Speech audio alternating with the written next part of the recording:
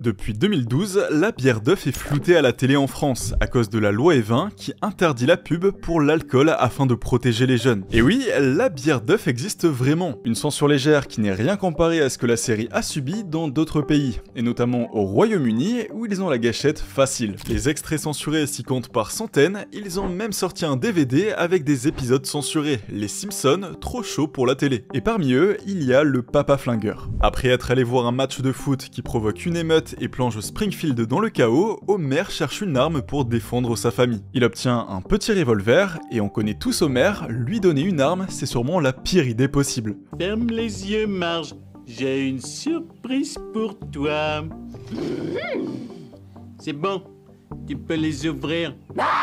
L'imprudence d'Homer est la raison qui pousse la chaîne britannique Sky One à ne pas diffuser l'épisode. Et ce n'est pas tout, une scène où Bart tente de tirer sur une pomme dans la bouche de Milouz a aussi été supprimée pour éviter d'inciter les spectateurs à les imiter. Aujourd'hui, l'épisode est occasionnellement diffusé en Angleterre, mais avec un autre changement qui change complètement la chute de l'épisode. Dans la version originale, Marge et les enfants partent dans un motel pour fuir Homer et son arme. Mais il finit par comprendre que son revolver lui a fait tout perdre, alors il va retrouver sa famille. Tout semble rentrer dans l'ordre, les Simpsons s'apprêtent à quitter le motel, mais le serpent débarque pour un braquage. Homer, armé de son revolver, intervient pour protéger Quimby et le serpent finit par prendre la fuite. Cette fois-ci, Homer demande à Marge de se débarrasser de son revolver pour de bon, mais au moment de le jeter dans la poubelle, elle décide de le ranger dans son sac à main et de partir avec. Mais les téléspectateurs britanniques ont vu autre chose.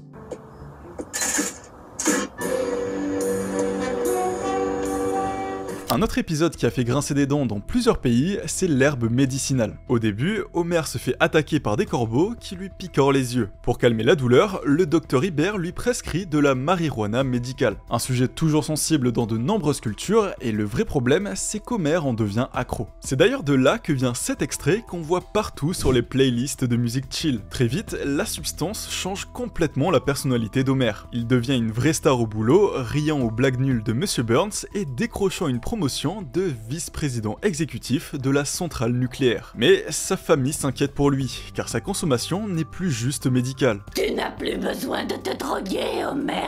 Tes yeux vont beaucoup mieux. Mes yeux? Pourquoi tu me parles de mes yeux? Homer finit par arrêter, mais la Fox craignait que l'épisode ne banalise la consommation auprès des jeunes téléspectateurs. Résultat, il est classé interdit aux moins de 14 ans aux États-Unis et 15 ans en Australie. Et bien sûr, le Royaume-Uni a encore frappé. Sky One a refusé de diffuser l'épisode pendant des années. Toujours dans ce pays, dans l'épisode La vengeance du clown, le moment où Bart, sous l'hypnose de Tighty Bob, tente une opération kamikaze pour tuer Krusty a vraiment choqué. Heureusement, la bombe n'a fait aucune victime, grâce à l'intervention de Monsieur Tiny, le singe de Krusty. Mais Sky One n'a une nouvelle fois pas du tout hésité. L'épisode a été supprimé de 2002 à 2004. Chaque fois que tu essaies de me tuer, je fais un bond dans l'audimat, idiot! Passons à un autre sujet. Les épisodes où les Simpsons ont exploré le monde et ont tellement dégradé l'image de certains pays qu'ils ont fini par être bannis. Et on commence par le Brésil. Marge remarque sur la facture du téléphone un appel effectué vers le Brésil, ce qui fait grimper la note. C'est Lisa qui a appelé une association pour prendre des nouvelles de Ronaldo, un orphelin qui lui écrivait chaque mois mais qui a mystérieusement disparu du jour au lendemain. Alors la famille décide de prendre un avion pour Rio et de partir à sa recherche. Et là, tout dérape. En visitant la ville, ils enchaînent les clichés sur clichés où la culture brésilienne est confondue avec celle d'autres pays d'Amérique latine. Ça fait rire les téléspectateurs, mais beaucoup moins le conseil de tourisme de Rio qui prend très mal la représentation. En plus, la ville est montrée sous un jour négatif, sale, infestée de rats et dangereuse. Une bonne partie de l'intrigue se concentre sur Homer, kidnappé contre une rançon en raison de l'insécurité. Admire la forêt amazonienne, mais fais vite parce qu'on est en train de tout brûler. L'Office du tourisme de Rio a menacé de poursuivre la Fox en justice, soutenu par l'ancien président brésilien. Mais la constitution américaine protège les parodies, ce qui signifie que la Fox n'avait rien à craindre. Malgré tout, James Brooks, le producteur des Simpsons, a présenté ses excuses à la ville. Mais la série ne recule devant rien, alors direction la Chine où ça va tirer à balles réelles. Déjà, je vous donne le temps rien qu'avec le nom de l'épisode, Bébé Nem. Selma, la sœur de Marge, rêve d'avoir un enfant, mais elle a atteint la ménopause. Pour adopter en Chine, elle doit être mariée, ce qui n'est pas le cas, mais elle a un plan. J'écris le nom. Parfait, vous êtes Madame Homer Simpson, il est l'homme de votre cœur et de votre vie. Ouais. Homer Simpson.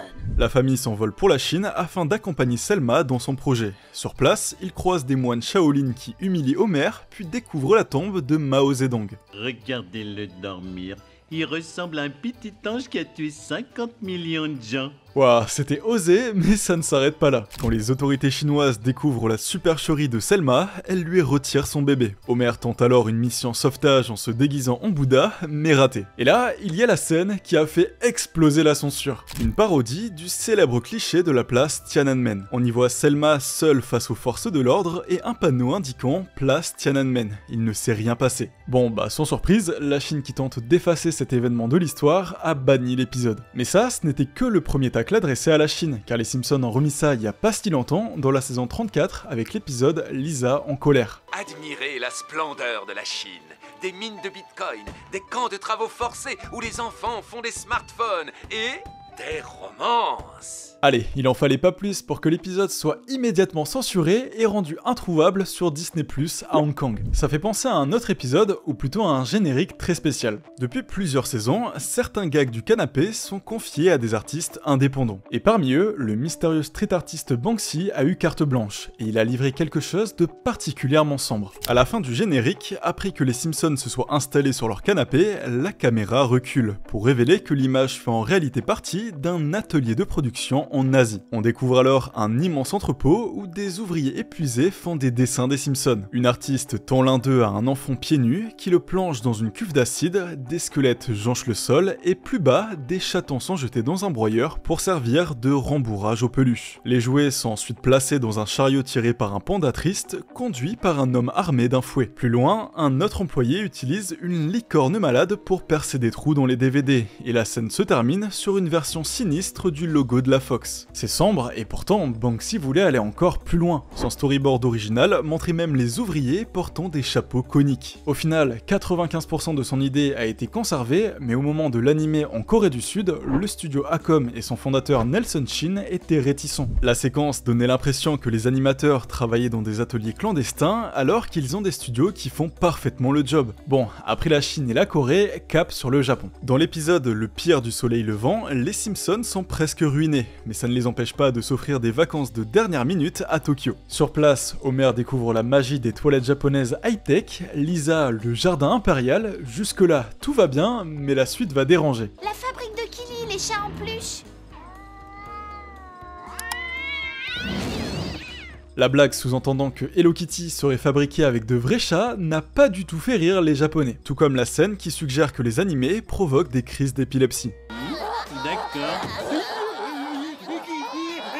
Une référence directe à l'épisode de Pokémon qui avait envoyé des centaines d'enfants japonais à l'hôpital après une séquence lumineuse trop intense. Et puis, il y a le point de non-retour. La famille assiste à un combat de sumo et Homer et Bart s'attaquent à l'un d'entre eux. Puis il envoie carrément l'empereur du Japon dans une grosse boîte remplie de mawashi, les ceintures traditionnelles des sumotori. J'ai pas tout cité, mais toutes ces provocations ont fini par coûter cher à l'épisode, interdit au Japon et exclu des coffrets DVD officiels de la saison 10. Mais un an plus tard, avec la saison 11, les Simpsons remettent ça. Dans l'épisode Big Mama Lisa, Marge se casse la jambe lors d'un séjour au ski, et Lisa se retrouve en charge de la maison. Problème, Homer et Bart refusent catégoriquement de l'aider avec les tâches ménagères. Mais Lisa a un plan un peu machiavélique pour les convaincre. Pendant leur sommeil, elle leur peint le corps avec des flocons d'avoine vert et les persuade qu'ils ont la lèpre. Une blague drôle oui, mais pas pour le Japon, où la lèpre est un sujet sensible, ce qui a conduit à l'interdiction de l'épisode. Bon, on va changer de registre et aborder maintenant les références culturelles et historiques qui ont fait polémique. Déjà, dans l'épisode 1 pour tous, tous pour Wiggum, qui critique largement le système politique américain, c'est finalement le système argentin qui a pris une balle perdue, après une blague de Karl. Ce qui me plaît, ouais, c'est une sorte de dictateur militaire comme Juan Perón.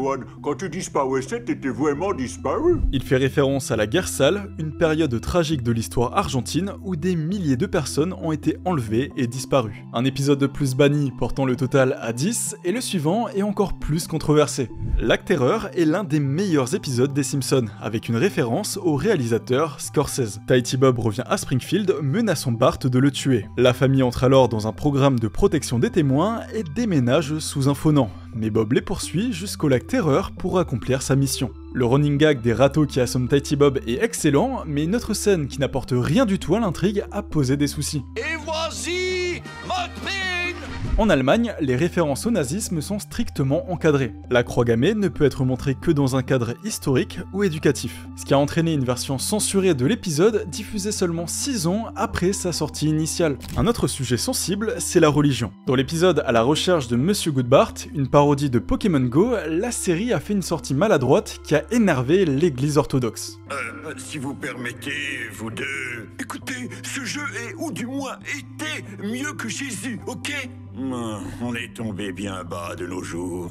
La chaîne russe 2x2 n'a pas tardé à réagir, nous ne diffusons pas de contenu de cette série qui pourrait compromettre la chaîne ou provoquer des réactions ambiguës dans la société. Ça peut paraître un peu excessif, mais en 2016, un vlogueur russe avait déjà été arrêté et condamné à 3 ans et demi de prison avec sursis après avoir publié une vidéo de lui jouant à Pokémon Go dans une église. Bon, on a fait le tour du monde, mais il est temps de revenir là où tout a commencé pour les Simpsons, aux États-Unis. Si l'emplacement exact de Springfield reste un mystère, et d'ailleurs, si ça vous intéresse, je pourrais en faire une vidéo, une chose est certaine, la ville ne se trouve probablement pas en Louisiane. Dans un tramway nommé Marge, la série s'est attiré les foudres d'une ville entière à cause d'une chanson.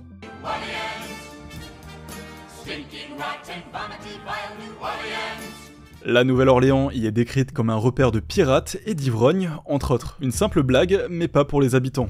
Avant même la diffusion, un journal local publie les paroles et c'est le drame. Protestation, radio en colère et des centaines d'appels à la chaîne Fox. Pour calmer le jeu, un communiqué d'excuses est publié. Et Bart écrit même sur le tableau noir dans l'épisode suivant « Je ne diffamerai pas la Nouvelle-Orléans ». Est-ce que c'est la fin de l'histoire? Pas vraiment. En 2005, Channel 4 diffuse l'épisode, une semaine après l'ouragan Katrina. Mauvais timing, nouvelle plainte et une nouvelle série d'excuses. Mais ce n'est pas la seule fois où un épisode des Simpsons s'est retrouvé en décalage avec un événement tragique. Dans le premier épisode de la saison 9, Homer se rend à New York pour récupérer sa voiture immobilisée au pied du World Trade Center. Si elle est là, c'est à cause de son pote Barney qui, après avoir ramené Homer chez lui avec sa voiture, a poursuivi jusqu'à Manhattan. Le problème, c'est que sa voiture est bloquée. Pour la récupérer, Homer doit payer ses amendes et attendre un agent. Mais pris d'une envie pressante, il cherche désespérément des toilettes, visitant les 2 tours jumelles avant d'en trouver des libres. Bien sûr, les créateurs des Simpsons ne pouvaient pas prévoir l'horreur du 11 septembre 2001. L'épisode est sorti en 1997, 4 ans avant la tragédie. Mais après, son intrigue est devenue trop douloureuse. Résultat, il est retiré des programmes aux États-Unis jusqu'en 2006. Sky One au Royaume-Uni attendra 2005, en supprimant plusieurs passages jugés inappropriés, notamment une embrouille entre 2 hommes.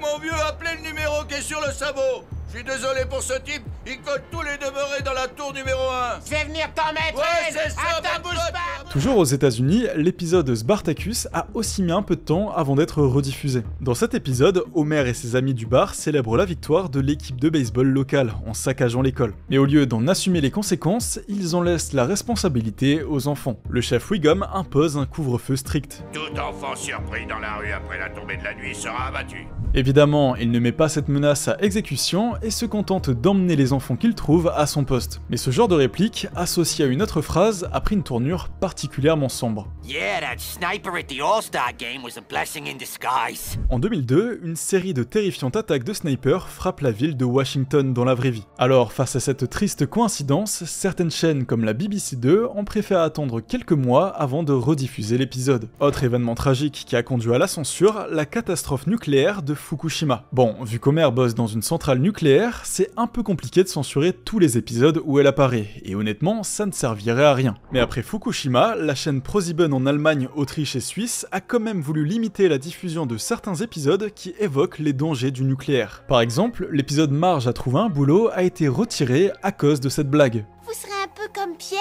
et Marie Curie. Ils ont découvert le radium. Et puis ils sont morts tués par les radiations. Ce sont les Curie. Sauvons-nous. Et l'épisode Qui s'y frotte s'y pique a aussi sauté car il faisait des commentaires sur les fusions nucléaires en lien avec le réchauffement climatique. On s'approche de la fin, mais il reste encore 2 gros sujets qu'on n'a pas abordés. Le premier concerne un épisode qui aurait pu ne jamais voir le jour, la phobie d'Homer. Dans cet épisode, Homer a peur que Bart soit gay. Marge, aujourd'hui Bart portait une chemise hawaïenne. Il y a que 2 sortes de mecs qui portent ces chemises, les homos et les gros beaufs pleins de bière. Et Bart ressemble pas à un gros beauf plein de bière pour moi. Si l'épisode l'épisode s'arrêtait là, ce serait problématique, mais en réalité, le message est tout autre. Homer emmène Bart dans des endroits qu'il estime hyper virils, espérant lui faire aimer les filles, sauf qu'au final, il réalise que les homosexuels ne sont pas différents des autres. Quelle que soit la vie que tu choisiras de vivre, je t'approuverai.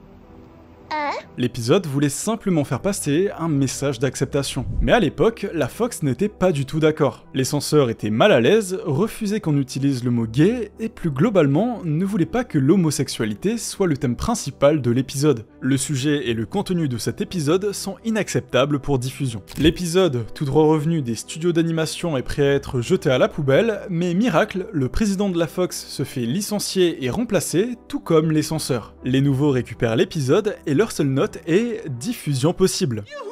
On a gagné, on a gagné!